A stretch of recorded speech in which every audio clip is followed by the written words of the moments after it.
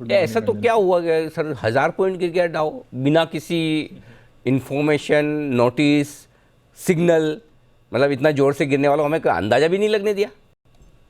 ना बिल्कुल अनिल जी, ओवरडन हो गया बहुत। सेंटिमेंट एकदम खराब हुआ जब पावल ने बोला हम्म। अपने वक्तव्य में कि हम 50 बेसिस पॉइंट मई में देख रहे हैं। और उसके बाद नोमुरा की रिपोर्ट भी आई कि जून जुलाई में 75 बेसिस पॉइंट हाइक्स आ सकते हैं। तो ओवरऑल अगर आप यील्ड कर्व देखें अमेरिका का, उसमें 50 बेसिस पॉइंट मई में लगभग 97% प्रोबेबिलिटी है कि 50 बेसिस पॉइंट आएगा। तो वो तो तय है। वो पिछले हफ्ते भी 95 पे चल रहा था, तो उसमें थोड़ा सा एक 95 का 97 हुआ है। जून में इंटरेस्टिंग डेटा बनता है जहां 30% तक प्रोबेबिलिटी दिखा रहा है यील्ड कर्व के 75 बेसिस पॉइंट की। जुलाई में 50 है, फिर से जुलाई में 75 होने की कोई प्रोबेबिलिटी नहीं है। एंड ऑफ द ईयर अगर आप देखें तो वही दिख रहा है, 2.75 से 3% end of the year interest rate. तो कहीं ये यील्ड कर्व भाग नहीं रहा है।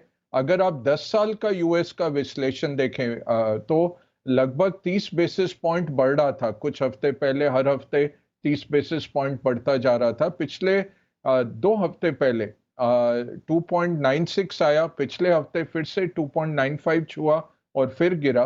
तो ये 3% क्रॉस करने में इसको मुश्किल हो रही है। 5 साल का उनका पेपर 3% क्रॉस हुआ, बट 10 साल अभी भी 3% क्रॉस नहीं कर पाया, उल्टा गिरा। तो ये यही दर्शा रहा है कि स्टॉक मार्केट ने ज्यादा पैनिक कर दिया, ज्यादा पैनिक कर दिया ये पावेल के बयान पे। 50 बेसिस पॉइंट मोर और लेस सर्टन था। और हम तो कई हफ्तों से बोल रहे थे कि 50 बेसिस पॉइंट में फोर्थ को आएगा। उसके बाद ये देखेंगे। अब सबसे अहम आंकड़ा रहेगा फ्राइडे को यूएस का पीसी नंबर आएगा, जो कह सकते हैं कि कोर इन्फ्लेशन जो फेड देखता है, वो बढ़ेगा ही। बट पीक इन्फ्लेशन के करीब है यूएस, या तो अप्रैल में पीक हो गया या मई तक पीक हो जाएगा। उसके बाद इन्फ्लेशन नीचे आती है।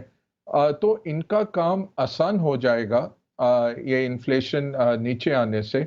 दूसरा है कि बैलेंस शीट रिडक्शन, उसका भी लगभग तय है। मार्केट ने क्या पचाया हुआ है, 95 बेसिस पॉइंट, $95 बिलियन, $95 बिलियन हर महीने वो क्वांटिटेटिव टाइटनिंग करेंगे। मतलब बॉन्ड्स जो मेच्योर होंगे वो फिर से उनको नहीं खरीदेंगे। नया इशू होगा बॉन्ड का तो फेड नहीं खरीदेगा। तो ये लिक्विडिटी निकलेगी। $500 बिलियन की लिक्विडिटी होती है equivalent to 25 basis point rate hike.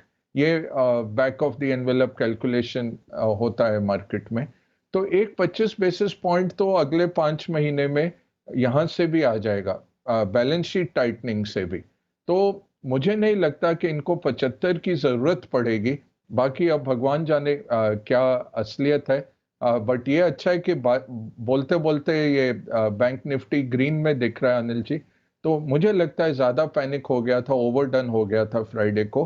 काफी भाप निकल गई मार्केट से एक एक ही झटके में। वो अच्छा रहता है मार्केट के जी। लिए, क्योंकि इसके बाद अब थोड़ा साइडवेज करके मार्केट हम्म। वेट करेगा 4 मई के लिए। देखिए अनिल जी, आजकल तो रूल्स बदल गए हैं, बिकॉज सोशल मीडिया पे आप इतने एक्सपोज्ड हैं हम्म। कि आप एक चीज बोलते हैं और लाखों लोग देख लेते हैं कि भाई अनिल जी कहाँ है, क्या है। तो कोई ऑप्शन ही नहीं है अभी तो। हम्म। अभी नॉट ओनली वाइफ बट पूरी पब्लिक आपको देख रही है। बट इसमें मैं एक पॉजिटिव निकाल के बोलूंगा कि अभी जो हाउस होल्ड डेटा आ रहा है, 4.8% इक्विटी का एलोकेशन हो गया हाउस होल्ड सेविंग्स का। और उसमें अगर आप देखें जिस तरह से आपने ये इक्विटी कल्ट को बढ़ाया है, ये बहुत अच्छा है। इसको मैं पॉजिटिवली लूंगा कि इतने लोग मिलते हैं जो आप सोचेंगे कि इन्वेस्टर नहीं है, हम्म। हाउस हाउसवाइफ्स हैं और छोटे छोटे शहरों से। और करेक्ट। सब यही बोलेंगे कि यहां से हमने देखा, ये देखते हैं यहाँ पे जो आप कहते हैं। तो ये बहुत बड़ी चीज है। बाकी अब हस्बैंड वाइफ वगैरह तो मैं कहूंगा कि ये तो पुरानी बात है, ये तो चलता ही रहता है। Correct. दो तरफा ही रहता है। आईएमएफ, वर्ल्ड बैंक दोनों के जो नंबर आए कि वर्ल्ड ग्रोथ स्लो डाउन हो रहा है, चाइना का जीडीपी कम आया पहले क्वार्टर के लिए, चाहे अनुमान से ज्यादा था बट पिछले क्वार्टर के मुकाबले कम था, और इस साल स्लो डाउन है। दूसरा है कि चाइना किसी कारणवश स्टिमुलस लेके नहीं आ रहा। मेरी उम्मीद थी कि फरवरी तक ही स्टिमुलस ये कुछ ले आएंगे, बट लॉकडाउन होते जा रहे हैं। आपने पहले भी एक सवाल कुछ हफ्ते पहले पूछा था कि ये कोविड लॉकडाउन कितना गंभीर हो सकता है। तो अब नियरली 400 मिलियन लोग चाइना के पार्शियल या कंप्लीट लॉकडाउन में है, और सबसे बड़ी खपत मेटल्स की कहाँ है? चाइना में है।